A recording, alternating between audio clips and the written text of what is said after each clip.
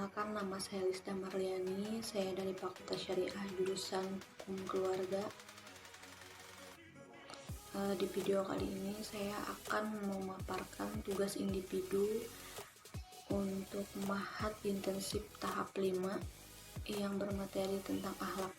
Jadi di sini saya akan mengambil materi tentang akhlak.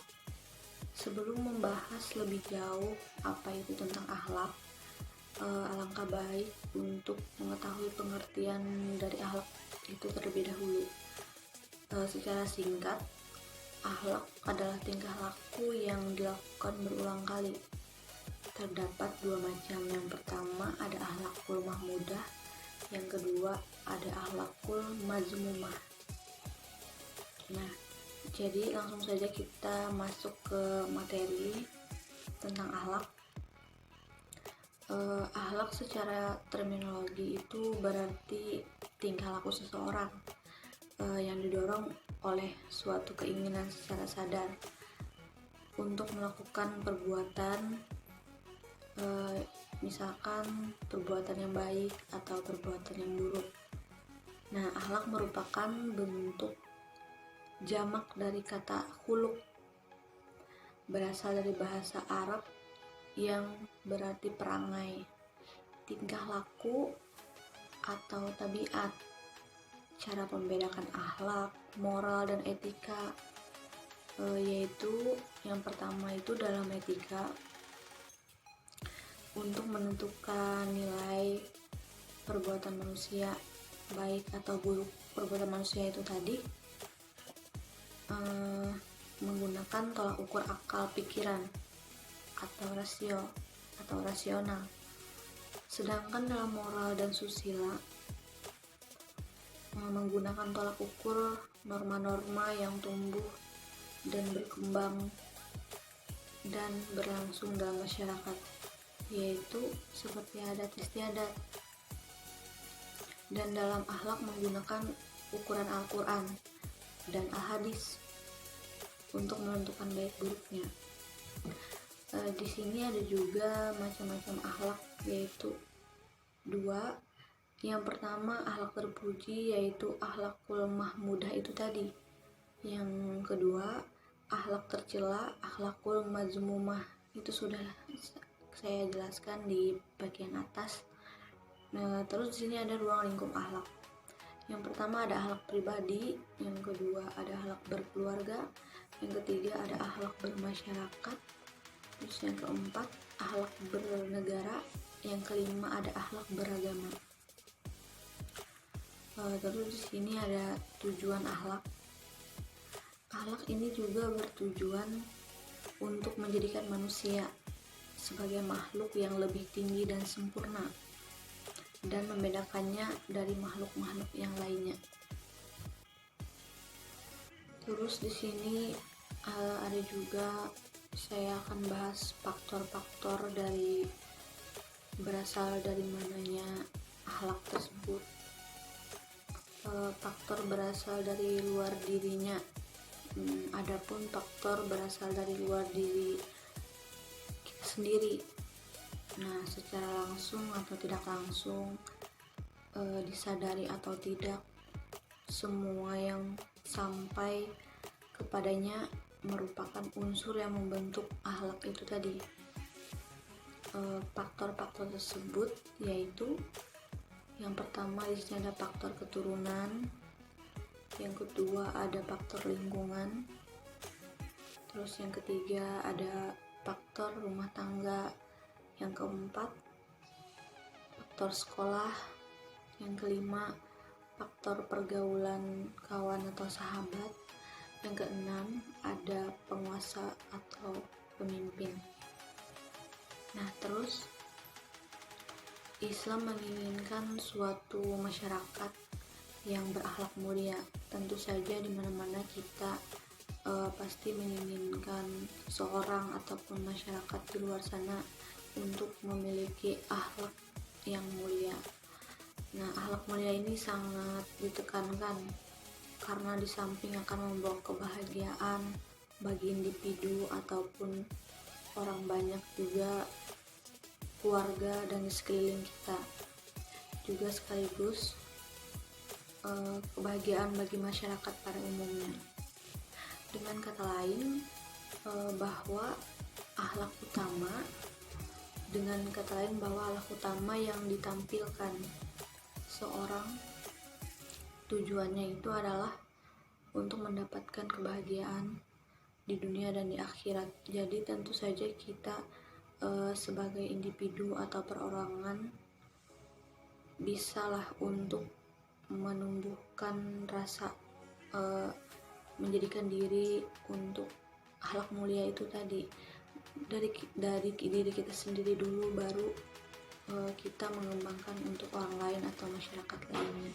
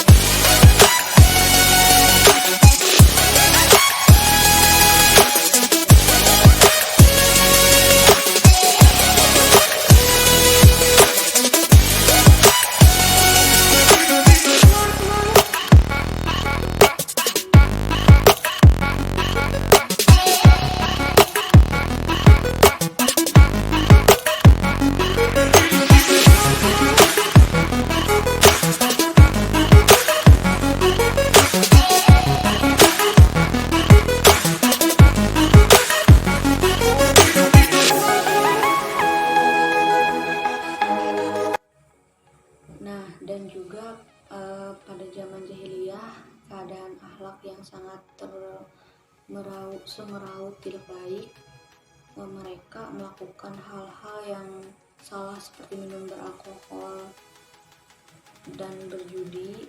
Hal-hal tersebut mereka lakukan dengan seperti biasa, bahkan menjadi adat yang diturunkan untuk generasi setelah mereka. Karena kebiasaan itu telah temurun, maka pada awal pertama Nabi mengalami kesulitan.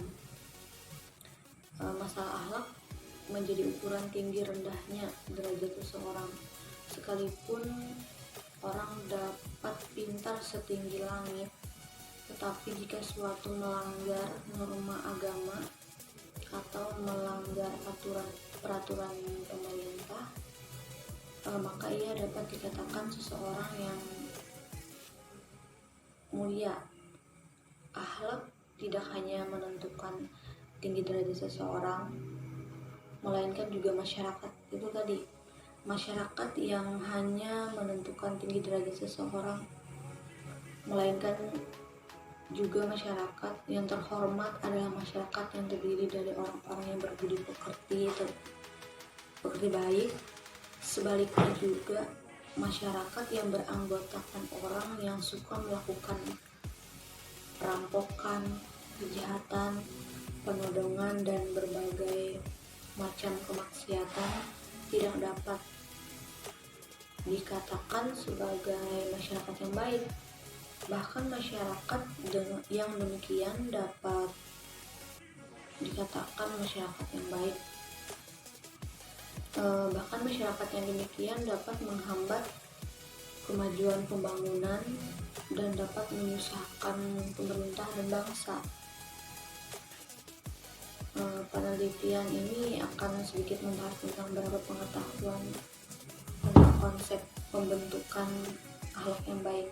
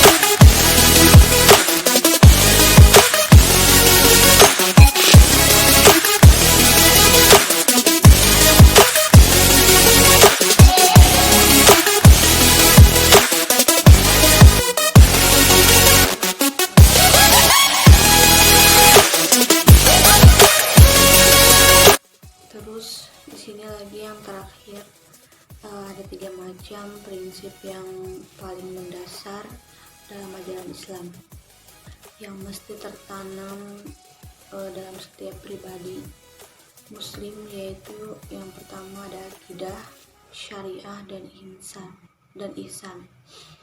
Mengenai akidah mendorong manusia untuk selalu mengesahkan Allah, batas dan baik. Mengenai syariah memberikan kepada kita tuntunan mengenai cara-cara beribadah dan bermuamalah. Dan kemudian ihsan memberikan tuntunan mengenai cara-cara perbuatan yang baik dan perbuatan buruk terhadap Allah dan makhluknya.